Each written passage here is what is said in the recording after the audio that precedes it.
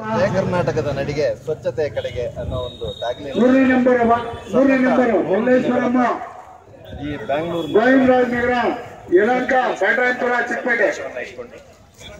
ನಮ್ಮ ಜಯ ಕರ್ನಾಟಕದ ಸಂಸ್ಥಾಪಕ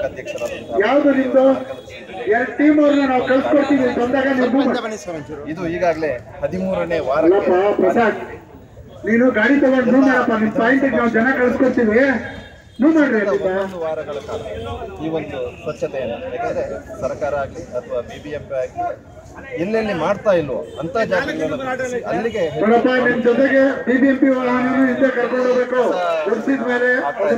ಅಲ್ಲಿ ಗಿಡಗಳನ್ನ ನೆಡುವುದಾಗ್ಲಿ ಅಥವಾ ಅಲ್ಲಿ ಸ್ವಚ್ಛ ಮಾಡಿ ಬೋರ್ಡ್ಗಳನ್ನ ಹಾಕೋದಾಗ್ಲಿ ಅಥವಾ ಪೇಂಟ್ ಮಾಡೋದಾಗ್ಲಿ ಇಂಥ ಕೆಲಸಗಳನ್ನ ಮಾಡಿಕೊಂಡು ಇವತ್ತಿಗೆ 13ನೇ ವಾರಕ್ಕೆ ಬಂದಿದ್ದೀವಿ. ಇನ್ನು 2-3 ವಾರಗಳು ಬಾಕಿ ಇದೆ. ಈ ಒಂದು ಕಾರ್ಯಕ್ರಮ ಅತ್ಯಂತ ಯಶಸ್ವಿಯಾಗಿ ಆಗಿದೆ. ಅದೇ ರೀತಿ ಈಗ ಎಲ್ಲರಿಗೂ ಗೊತ್ತಿದೆ, ಬ್ಯಾಂಗ್ಳೂರಲ್ಲಿ ಕುಡಿಯುವ ನೀರಿನ ಬವಣೆ ತುಂಬ ಇದೆ. ಅದನ್ನು ಮನಗಂಡು ಅದಕ್ಕೂ ಕೂಡ ಏನಾದರೂ ಮಾಡಬೇಕು ಅನ್ನೋ ಒಂದು ಆಶಯವನ್ನು ಇಟ್ಕೊಂಡು ನಮ್ಮ ಸಂಸ್ಥಾಪಕ ಅಧ್ಯಕ್ಷರು ನಾಳೆ ದಿನ ಮಲ್ಲೇಶ್ವರಂ ಪ್ರಧಾನ ಕಚೇರಿಯಲ್ಲಿ 150 ನೀರಿನ ಟ್ಯಾಂಕರ್ಗಳನ್ನು ನಾಳೆ ಅವರ ಅಮೃತ ಹಸ್ತದಿಂದ ಅವರು ಚಾಲನೆಯನ್ನು ಕೊಡ್ತಾ ಇದ್ದಾರೆ.